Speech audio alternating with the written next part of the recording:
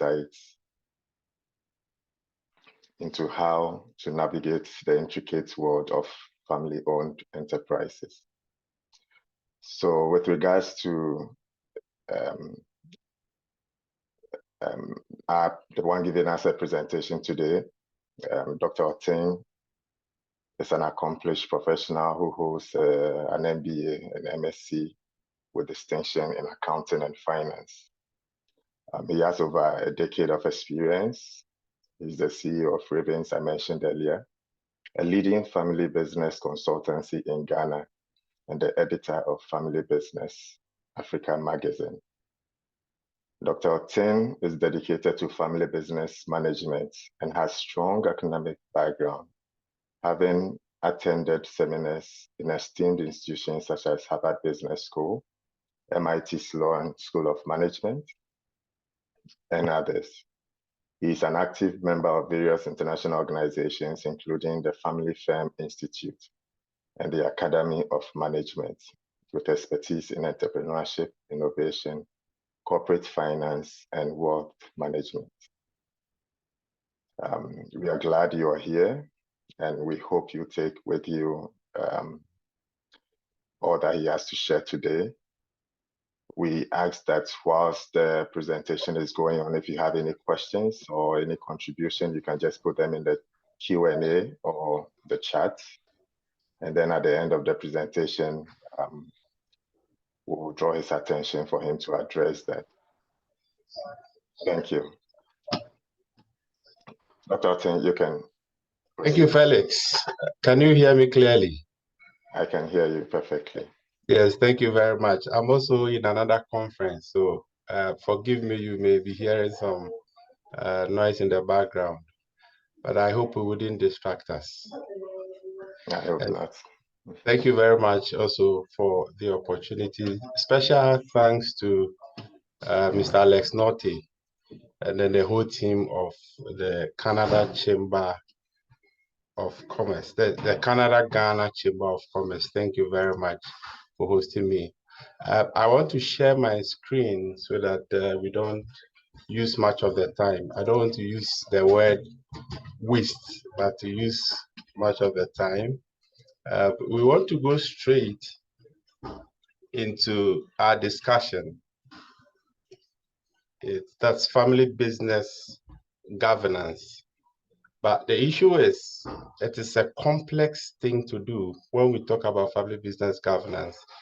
And I want to share with you my story, how I ended up doing family business and then considering the field of family business. So after school, I started working in a family business. Whilst work, I enrolled in an MBA, finished MBA, finished my MSc, and then I enrolled in a doctorate program. It was at the doctorate program that I realized that there's the concept of family business. I had never heard it before. I had never seen it before, but I had finished my MBA and I was working in a family business. And this struck me because I think that if you are an MBA, a special MBA, or a distinct MBA student, you may run a family business and you may fail because it is a complex thing. It is a different field. That is why I took it up to also set up an organization that will come up with some concepts, some knowledge, the education to teach that family businesses are different. So that's my story. I discovered family business when I was doing my doctorate. And I'm sure a lot of you maybe you've not heard the word family business and even understand what family business is, but you know in your communities, in your societies, you see people or families that are doing very well in their businesses. So that's my story, and I'm sure a lot of you. A professor also told me that, Dennis, you are lucky. I finished and practiced, and then along the line, that's where I discovered a thing called family business. So it's new on the continent. So if you have any question, please do not hesitate to put in the chat. So thank you very much. We start. with the issue of governance. Now, most of our clients, Ravens Consulting, come to us and they tell us that we want a proper structure. And I ask them that, what do you mean by structure? Is it that you are comparing your family business with, say, a financial institution like a bank or a multinational? Is it what you are searching for, or what are you looking for? So today, the objective of this presentation simply is to let you understand the difference between family business governance and the other forms of businesses. We have different businesses, but family businesses are different.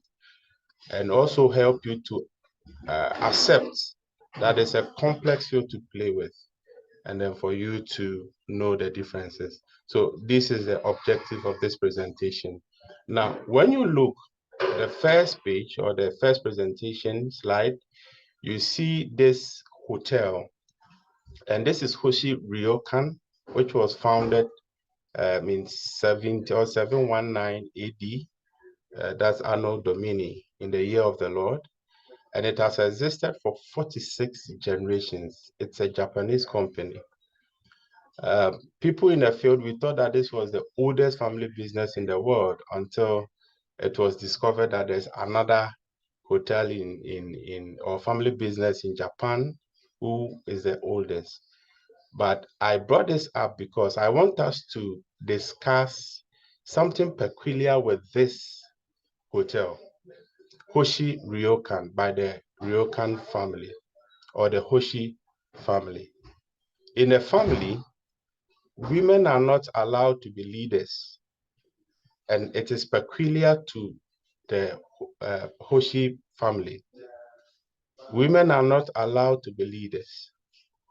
Now, in the age of diversity, equity, and inclusion, I don't say that I'm not propagating that women are taken out of leadership in family businesses. But I want you to accept that family businesses are heterogeneous. Family businesses are different. My family is different, or maybe different from your family.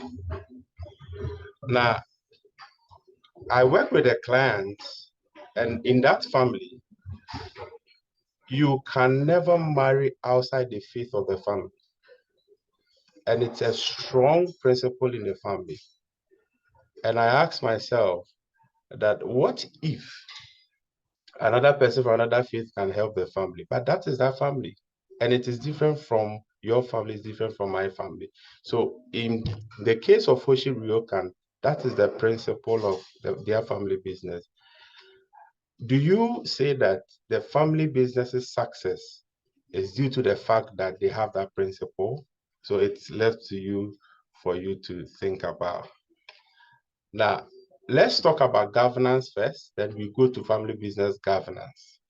And as we know, a well-governed organization, and please forgive me, I intentionally made the slide so wordy so that when you take the slides, you can read. And our presentation may expose some knowledge to you, but in order for you to get a reference point to read and to accept or to revisit and then have kind of a reference note for you, I intentionally made it wordy so that you can get back and read and read. I'm sure the chamber will distribute it to us.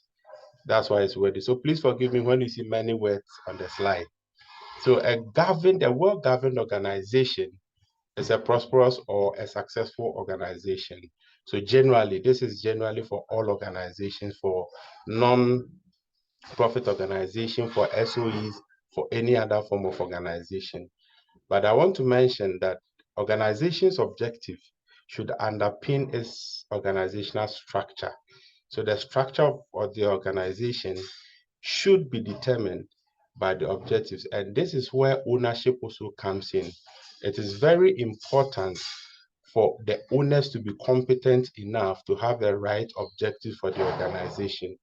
And through that, the leaders be it the board of directors, be it the board of advisors, can also, based on that, design a structure of which the structure will also determine the process of which the company will work or the organization will work.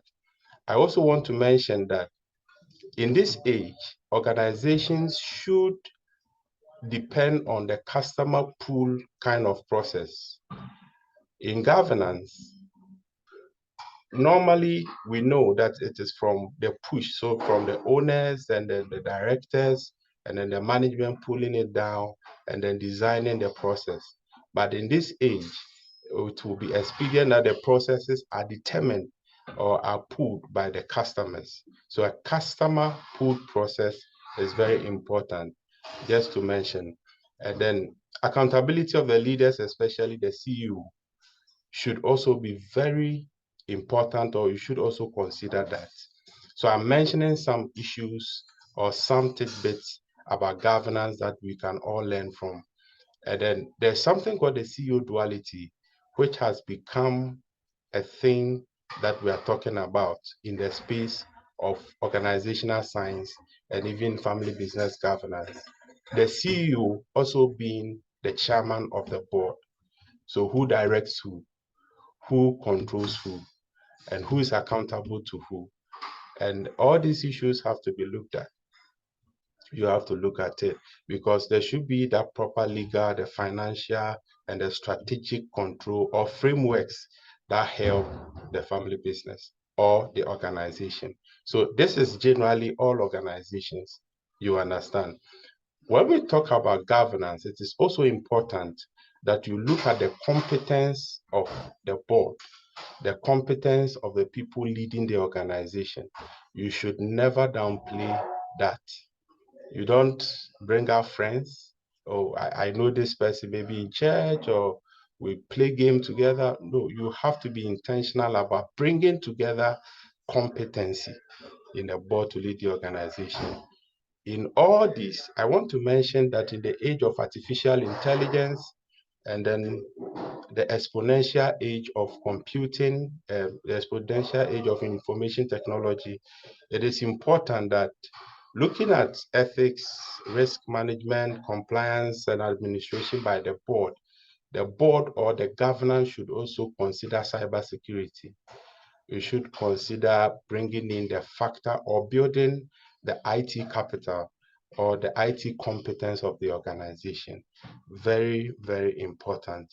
Now, once I have mentioned some tidbits about governance, I want us to now go back and then look at family business governance. So as Felix introduced, family businesses make up about 70 to 80% of all world economies. The contribution is enormous by family businesses. In terms of job creation, family businesses are top-notch. In terms of tax contribution or tax payment, because they are the majority, they pay the major or the majority of the quantum of the taxes.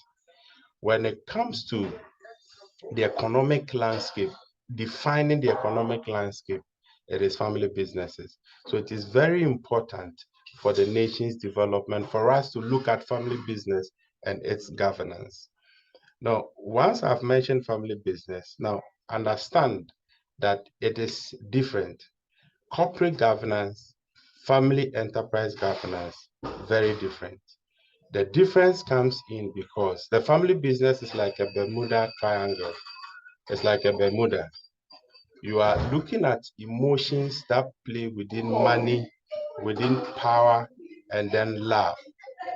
You are talking about these three powerful forces. At first, in the space, we're looking at just money and love. But we understand that power is also very important because there may be a CEO in the family business who is a non-family member. And that person may have power even on the family. And the influence of that person on the family is very paramount. And so we have to consider power. So it becomes a Bermuda Triangle, which makes it very difficult. Now, I have a client in Botswana who is considering buying a company in South Africa, Cape Town. Now, the story of that business that's in the process of selling is that the family, so it was a sister, two sisters who were holding the family, but the majority shareholder was also operating the business. So she was a CEO and then the majority shareholder. And now this sister fell in love, and then uh, the husband eventually married, and then the husband says he wants to relocate to another African country to be a man of God or a pastor. Now, because of this love issue, because of love, the business has to be sold. The business has to be sold. So I'm talking about the power, the emotions that comes with love, the emotions that comes with money, the emotions that comes with power, all these factors. So I've mentioned love. When it comes to money, no, money can really affect the governance, because the CEO, who may be the owner, may take some part of the quantum of the business's money for his or her personal stuff.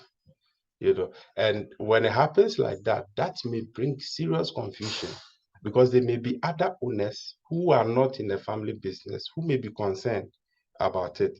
So it's a Bermuda Triangle, a very difficult place, and you have to be careful how you manage it. Now, let's talk about corporate governance. Corporate governance is about ownership and the enterprise. That's just the two. There is an overlap. So ownership, enterprise. So the owners now determines, and they have the objectives, because they are the owners. They bring out the board, they bring out the leaders, and then in effect, it also affects the enterprise. So there's an interplay between ownership and enterprise. You may have some owners who will be working in the company. So this can be for any other business. This can be for any other organization. But in the family business, you have the subsystems of ownership. You have family, you have enterprise. So three things. So the owners may be family business, may be in the family. The owners may be working in the enterprise. And you may have an enterprise person or somebody in the business who is not a family member. So you have owners who may be family, may not be family. And now, as I mentioned earlier, there are some influential people in the business who are not family members, but they can determine the success and even how the family runs. They may be family friends who are working in the family business. So you have these subsystems in a family business. So please, fundamentally, and this model was designed by John Davis of MIT, formerly was with Harvard, and it has stood the test of time. Many people in the practice have tried to bring out the four-circle model, bringing out other factors like consultants and other players, but this has stood the test of time. This can explain a lot of the simplicities in the family business. So when it comes to governance, now let's go to a balanced form of capital that is built in a family business.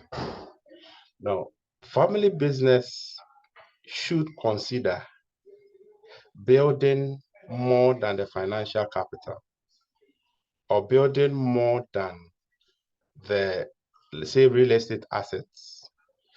Now, the family business has to consider building spiritual, social, human, intellectual, and financial capital.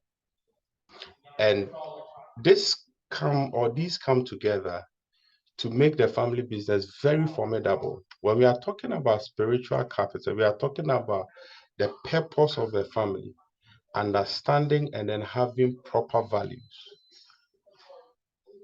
And this is the basis of it. When they understand their values, they have their purpose set, it transcends into becoming the mission, the vision, and the values of the organization. When it comes to social capital, we are talking about who the family knows, who they are connected to, And some families use their financial capital or their money to build a lot of social capital. And that's why they say that, whom do you know? And family businesses, or the business or the families, really focus on building this capital. We are talking about human capital, where the family has to consider building the human, not just building properties, but having a proper framework or proper intentionality to build the human. I had a client who said to me that my father was very intentional in handling the hospital to me.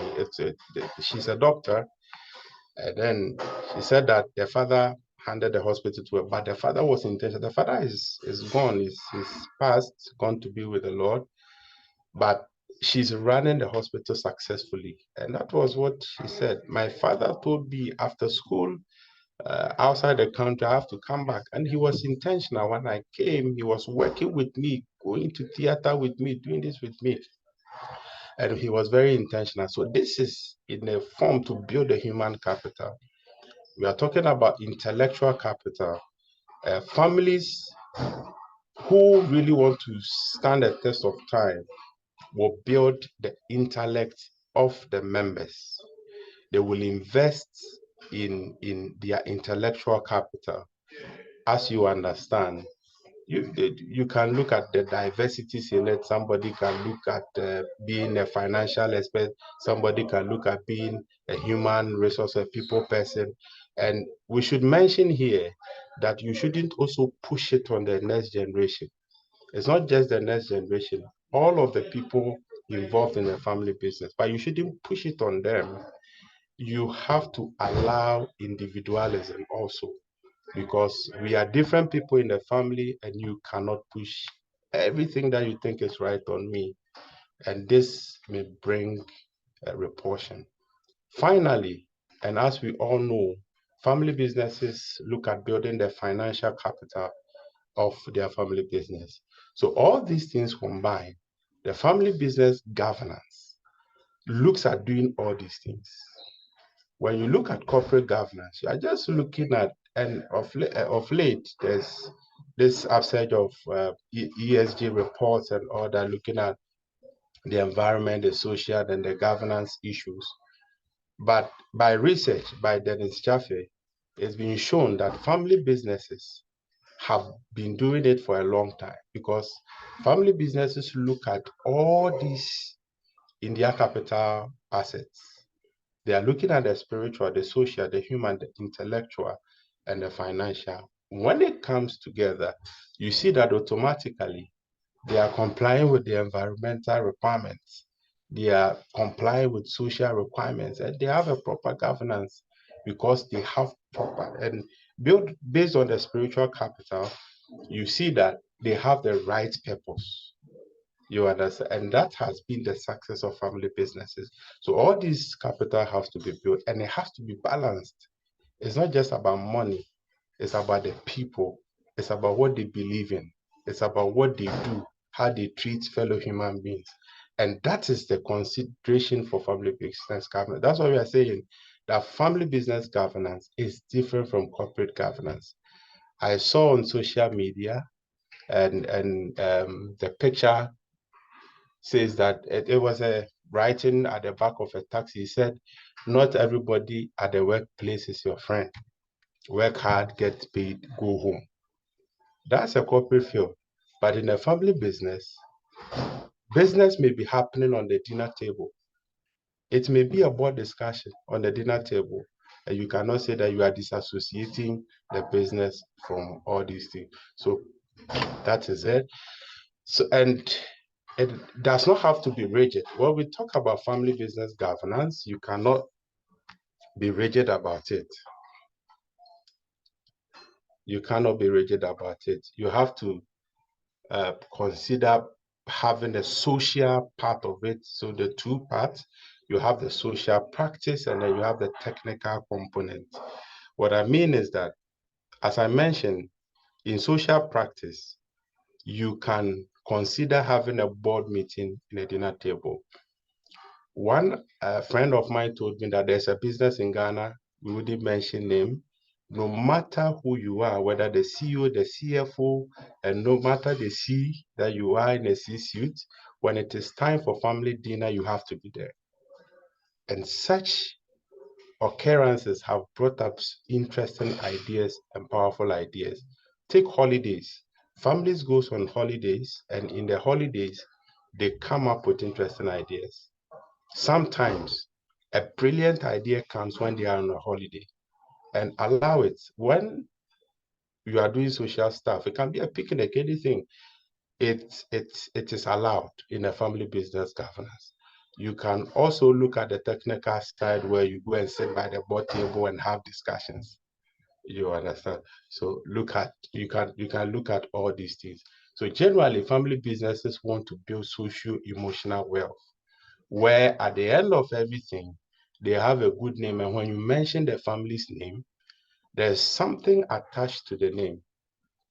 That thing that you are talking about is influence. And that is what all of them build. They try to do.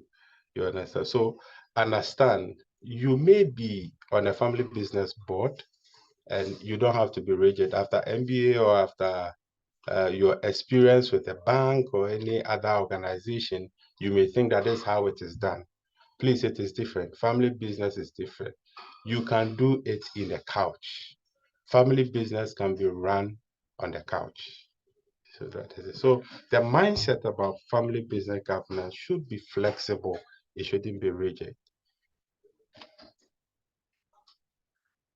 So the goals of family business enterprise, I've listed some of them. Now, there's differences in a family business. I mentioned it before. We have different views and we are different. In trying to build unity or trying to bring people in the family together, you have to also understand that they are different people. Different people. You have generational gap. You have the new generation, you have the next generation, you have the older generation. You have Generation Z, you have Generation X, you have the millennials in there. The millennials are using computer, social media for everything. And Generation X and Generation Z or Y using papers. You understand? You have to allow all this. So the goals of the family business enterprise, is to kind of bring all these together, build coherence in the family business, where all are heard, all of them in the family business can contribute to the development of the business and even the family, where you don't leave anybody out, but all of us. So we're talking about participation, talking about communication. You understand? We are talking about decision making where the next generation have a say, the new generation, the generation, the old generation also have a say. Old folks have a say, and the new generation also have a say. All of them, bringing them together, and that's the aim of the family business governance. So I have some of the list there. So when you get the slides, you can look at doing all these things. Now, let's go to triggers, potholes, and roadblocks. In a family business, you can have all these challenges in a family business. And that is why you should build that free flow. You should build that smooth relationships in a family business. And in Ghana, I understand that you know potholes, you know roadblocks, you know triggers. You understand, you know all of them. So all these things coming together can really affect the family business. Now, triggers are the emotions from the past where somebody did me wrong and I don't want to leave it. I still hold it, and normally the triggers makes you think what's in it for me. And you always want to consider individualism. It's about me. What do I have? The last time I wanted to invest in this, or I invested, I gave my brother money. So this is an example that may happen. I gave my brother money to invest in some part of the business because I am not in the business, but he runs the business. But I didn't get my money. So what is it again? If I should invest again in the business and I don't get it, he's my brother. I cannot jail him. You understand? And these are some of the things. And it becomes what's in it for me. And on the table of sometimes when you are consulting to family businesses, it becomes difficult when there are triggers, past emotions, past hurts coming in. You have potholes also. Potholes mainly based on ignorance. When the members do not know what family business governance actually is and what really should be done. So mainly ignorance. So education, the lack of education. So education is very important and it is needed in a family business smooth running. Well, let's talk of roadblocks. This is purely incompetence.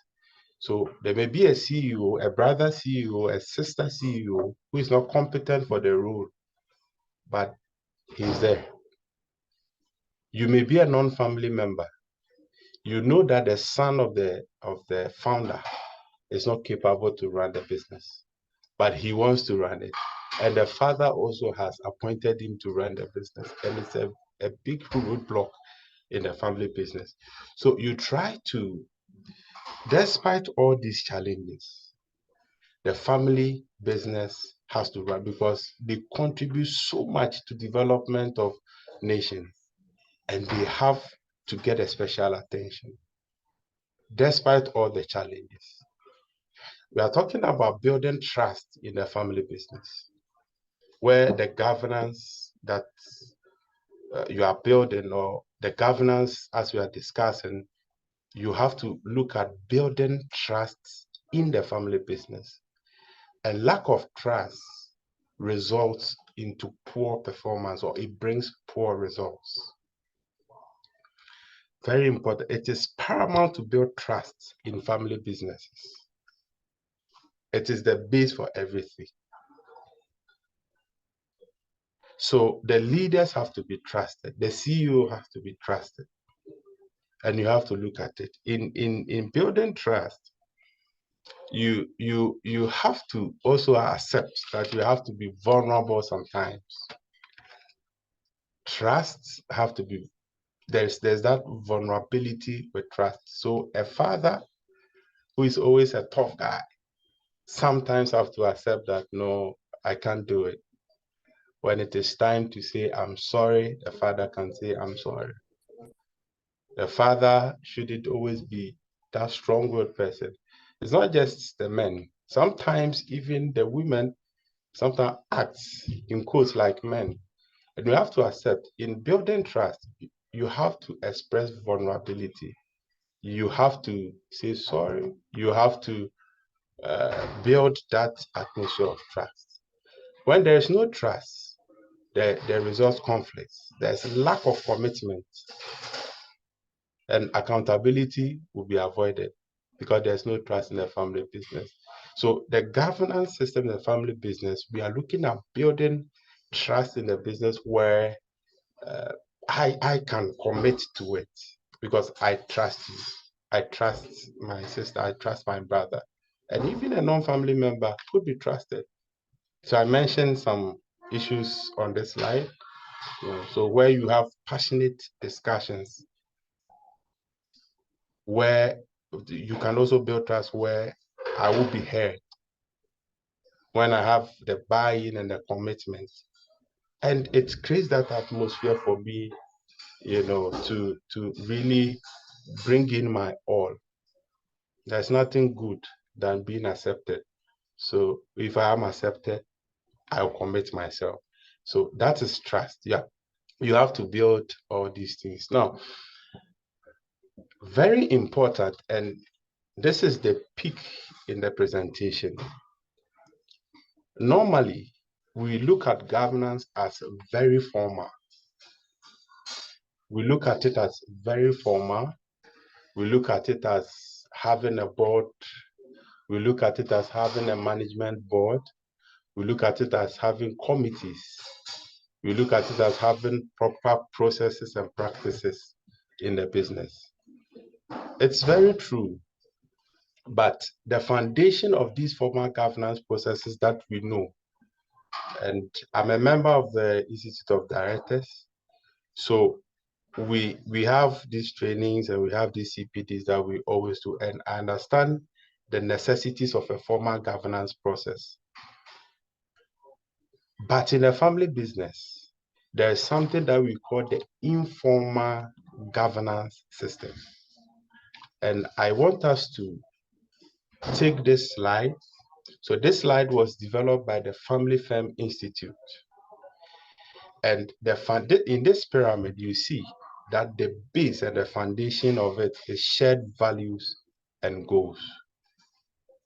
And the family's foundation, it's a strong shared value base where, as I mentioned earlier, this is where spiritual capital is built.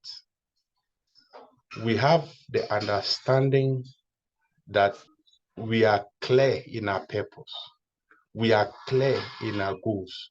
We have our values being communicated to us through storytelling and activities that goes on in the family business or even in the family. This is the basis of it.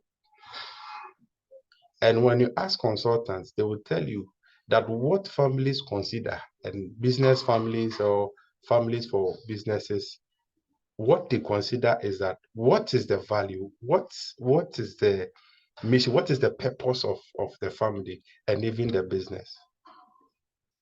This is the base. In governance, this has to be first.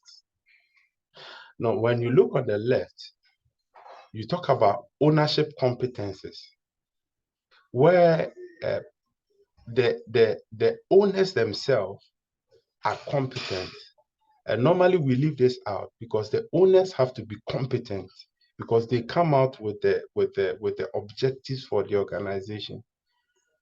Owners have to get the business acumen, communication skills, and a learning and growth orientation, continuous learning, continuous improvement. And owners have to get this. When you go to D, you see that there is the psychological glue. This is unity, where a high level of cohesion and psychological ownership within the ownership group ties the family together, where we are together, and building togetherness means that individualities or individualism is taken out, but also accepted. So two things, it's a paradox. So you try to manage between we coming together and then accepting that you also have your space. You have the power to also decide on your own. We don't push decisions on you. In a family business, you'll be heard. And that cohesion, that togetherness is a glue. And that brings the informal family business governance, and it gives it a base for it to settle in. And along the line, I will show you some of the informal family business governance practices. And in your family business or some family businesses that you know, it's working. It's working. So all these things, so A, C, D, very important. So it set the base for B, that's the informal governance. It is with this foundation that the formal governance can be built. So this is where formal governance, where you have the family charter, that's the family constitution, the strategy is set, everything, because the values are set, the purpose is set. You have the togetherness. You have owners who are competent and can really direct where the business have to go. We are in an exponential age. and things are changing really fast. Are the owners ready for this? Are they ready to evolve or revolve the business? In a short time, would they be ready to really transform the business? Samsung started like as a fish distribution company, a small fish distribution company, and now look at where Samsung is. Are owners ready? Are they competent enough to accept that what I'm doing today can be disrupted tomorrow? Very important. And this is the basis for formal governance. So if the owners are not ready, how do you expect the board to support? It should be a challenge. So this is the base. And for me, this has been a breakthrough for me. Understanding that you can run a family business and a business with informal governance. Very important. And you know, some of organizations pay their board members in thousands of dollars and euros. Are you ready to pay that? So sometimes the informal governance, and especially depending on the size of your business, you should look at really doing an informal governance system. When you get to that level of growth, that's where you consider doing the formal governance. And in this, it's kind of an oasis in the desert where the informal governance is set. There's that togetherness, there's constant meetings, cohesion, communication is right, conflict not there. And this because as I mentioned, the family business is like a Bermuda Triangle. And when you get these things right, it becomes an oasis, and it becomes so nice because we are talking about a business that is full of love. So if you have a business, you have love in there, you have money in there, and that is it for you. And it becomes an oasis. So it's very important in a family business.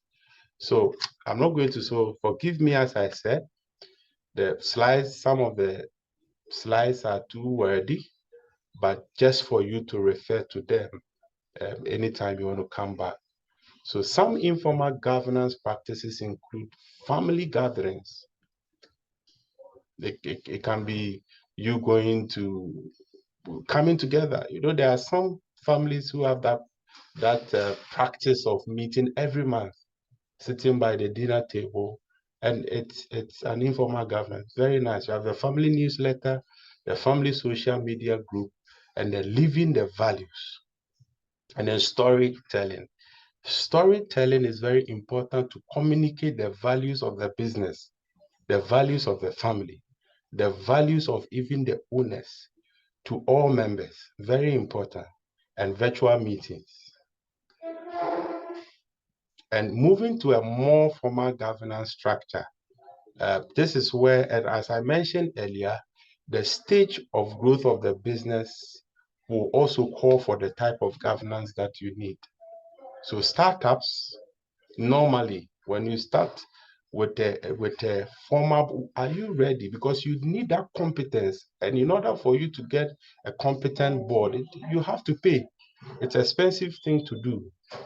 So when you are not ready, where do you move from? So for a more formal governance structure, that means that as the business graduates to some levels of growth, then you are considering building a more formal governance because it brings peace. It really helps you. We will look at some of it. So in no time we'll finish, but just allow me to mention some of the formal governance structures. So these are some of the principles of the good family governance. So I'll leave this page. When you get the slides, you can read it because it is based on principles. The principles of education, principles of the process, the principles of assuring fit, and then building a holistic system. Now, a formal governance structure, as I mentioned, you have the board of directors, board of advisors. The board of advisors kind of are informal to the board of directors. So the board of advisors, less paid, less responsibility than the board of directors. So it depends. So family council, very important. In a family business, when we say family council, they are the reps, and these are businesses with a lot of branches. So branches can choose one person. So when I say branches, maybe cousins having a cousin consortium coming together to build a business. So each cousin will find a rep, or each of them will kind of be, and this is the family council. The family assembly is all of the family members coming together. The two pillars of the governance, as I mentioned, so you have the family, you have the enterprise. And this is developed by Dennis Jaffe and then Grobman. Now, when you look at it, you have on the left and then on the right. So you have to get a governance system for the family and a governance system for the enterprise. And there is an interplay between them. We'll go to the four-circle model where that will explain, but understand that in family business governance, you have to get governance for the two. Governance for the family, governance for the enterprise, and you have to be intentional about it. I have to mention here, as the business grows and the business becomes, or the family becomes an enterprising family or a business family. When I say business family, I'm talking about a family who are into a lot of businesses. They have a conglomerate, maybe a holdings company. And sometimes they need a family office who will come in to help them with their philanthropic activities, their investments, and even their administrative stuff like traveling, holidays, and all that. They need it. You cannot do it. Along the line, when the business has grown to a level, you need people to even manage the foundation of the business. So you look at the family foundation, you look at the family office coming in and then intersecting between the two, where they bridge the family and then the enterprise. This is the four-room model. The four-room model means that you have to get governance for the owners. You have to get governance for the board, governance for management, and then governance for the family. Now, so as I mentioned, the owners themselves have to get the ownership board. One, they have to come together to form an ownership board. And the owners, you can have family members coming in there. So you have non-family owners and then family owners, but they have to come together to talk about, and that's where they talk about trustees. They talk about trust. They talk about beneficiaries, And then at this level, we should get an ownership agreement also being written down, an ownership policy for the owners. They have to get that. Now, the boardroom, that is the second step, is where the owners choose the board of directors or board of advisors, and they have to get their charter. The board charter also have to be there to guide them. And in all these rooms, you have to make sure that you have policies for all these rooms. So that's the board charter. And then you come to the management level where you have the management room. So the CEO being the leader, and then he has a management board where the management also comes with the employees, As I mentioned, management also have to get the policy.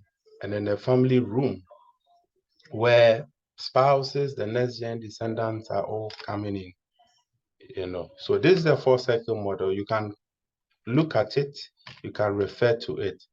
This is too wordy and then sometimes confusing, but take your time when you get the slides and read through this. So the tools, I've mentioned some of them. So let me mention that in a family business, you need to get a compensation policy. A compensation policy because you have to define when a family member comes into work, when or how they will be. No, that will be an employment policy. Hello. Comes in. Hello, Felix.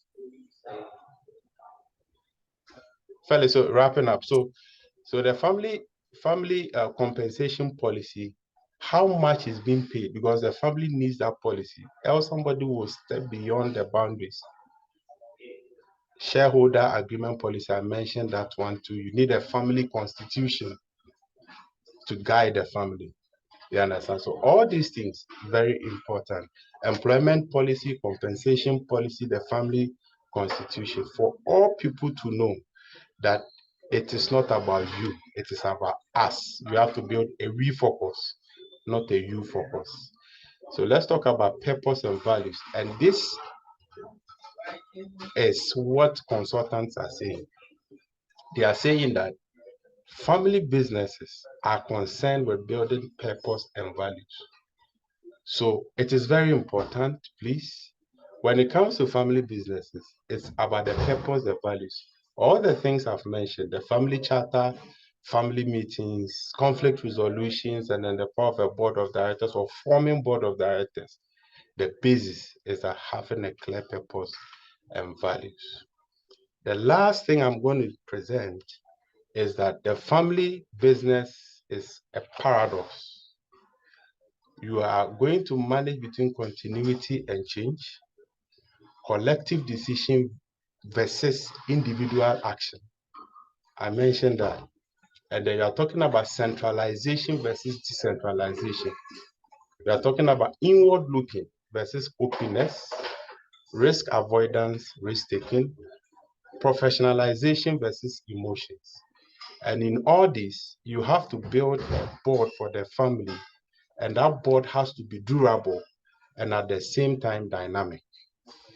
And creating dynamic durability means that you are finding a balance between what must remain constant and what needs to change in the family business. Because constantly, there's a business in Nigeria. The father is into energy, so oil and gas and all that. But the lady decided, I want to go and be a DJ after school. And the father invested in the daughter, and now she's running a powerful media company in Nigeria.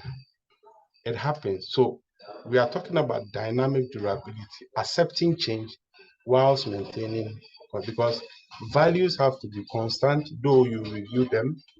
Values, the purpose have to be constant, but you have to also create that environment for change. So thank you, Canada, Ghana Chamber of Commerce. Uh, so you can please, Felix. I hope I didn't Hello. time. Yeah, I think you're fine. We still have 5 minutes to go. Yeah. Thank you so much for the presentation. I think we'll use this time to give our listeners opportunity to ask whatever questions they may have. If I can be allowed, maybe I'll go first. You mentioned a lot in relation to how family businesses can find that balance. Yeah. Do you have any advice as to how people who are already in this field can go about in terms of how they can find independent advisors to bring on board? Because what I notice is, I mean, once it's a family business, there's likely to be some bias in decisions, because family will always see its interest as the primary interest before the company. So how can they still find that balance in terms of having independent advisors on board? Yeah, so it's about developing policies that's based on collective contributions, and you don't leave it to one part of it, like the older generation, to just design the policy for the family business. That will be biased, and sometimes when you are being biased, you are not conscious of yourself of that bias. So sometimes you need an extra person, a third or a third eye or a third party to also come in to help you navigate between the two. So I don't think that in developing your policies, the family have to do it on their own. They need a second person. Most of the time, The older generation have brought their own lawyers, and it ends up that it's to their favor, but other parties are not favored. You understand? So really get a neutral person, a consulting firm to come in. We know some successful family businesses in Ghana, and their story have always been that they brought in consultants who help them.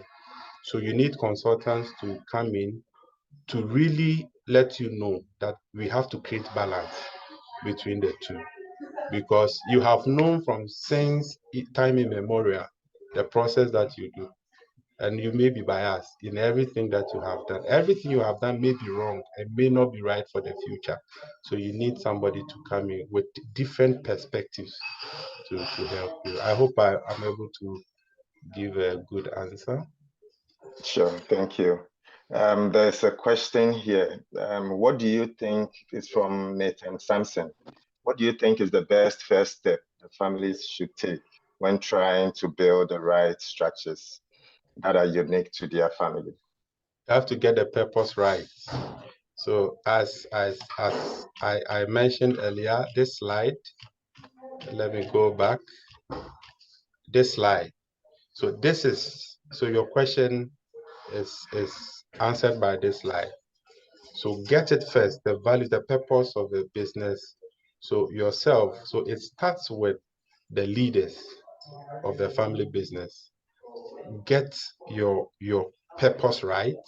Purpose can be influenced by how you are brought up, the people around you, and all that. So be intentional, work on it, build a purpose, revisit some of the things that you believe in, things that you need to change, you change them, redesign the purpose at the individual level. So the parents themselves have to start first.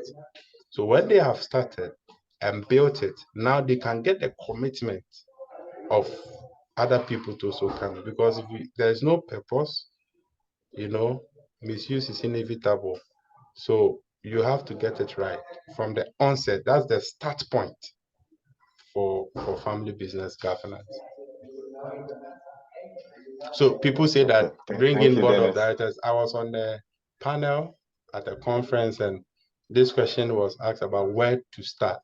And then some of the panel speakers started speaking about board of directors, and I said, where and how are they going to pay the board of directors? When you need a proper board, you have to commit.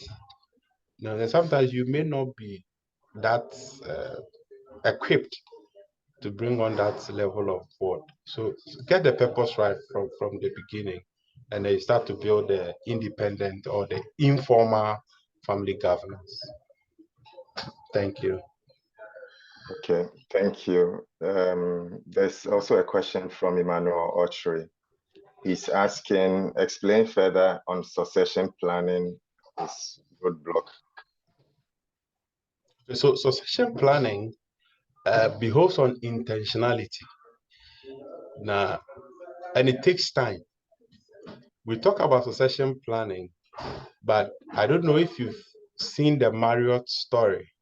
When you read the Marriott story, you see that it took a decade. It took a decade for the succession plan to be meted out. So succession planning behoves on you accepting that it's a process. It's not just an event. Like I've chosen, say, Emmanuel as the next leader. No, it takes time. You have to be intentional about it. And sometimes even working from the beliefs, the activities of the person. So it takes time. So succession planning is something that we may talk about later. Today we are talking about governance, but very important. And linking succession planning to family business governance, the board or the leaders of the family business have to come together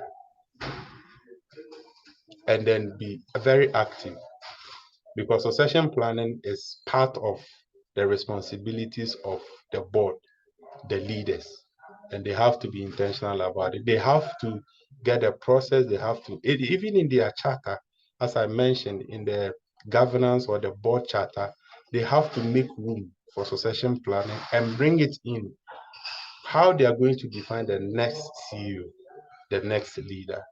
So it's very important, but it takes more than what I have said, but linking the two, the board or the leaders have to come together, be intentional, or the owners most of the time when it comes to family business to do that. Okay, thank you. There's also a question from Promise. Promise wants to know what will be your advice or the best step to take if you have competent family members but can't trust. You know, we all have our flaws. Yeah, trust, building trust. As I said, it's a process of vulnerability. It's a process of being frank, and it's also about time, events that have happened. So you have very competent guys, but the competency is a competency not for personal gain. Because when it comes to family business, it's about collective goal. It's about collective success. And what if the trust and the competence is for that? You understand? So it's a difficult situation when it comes to competence and trust. But building trust depends, as I mentioned, some of the things that you do to build trust. So let me go here. Some of the things you do to build trust. Some here,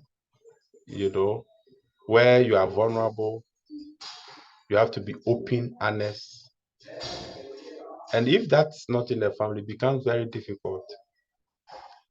And again, I can also advise that you get consultants to also come in when really you want to do something with all these parties who you think are competent but you cannot trust, for you to kind of do a diagnosis, needs analysis before you can say that, okay, I'm working with all these people. You can do that. It's also happened.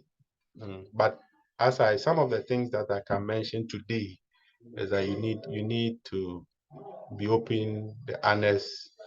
So how do you encourage openness in a family? How do you encourage honesty? How do you encourage understanding? And it can mainly come from family meetings, maybe regularly meeting together, having some events together as a family. The familyness, when you try to build a familyness in the family business, it may enhance trust, but it depends on who your family is.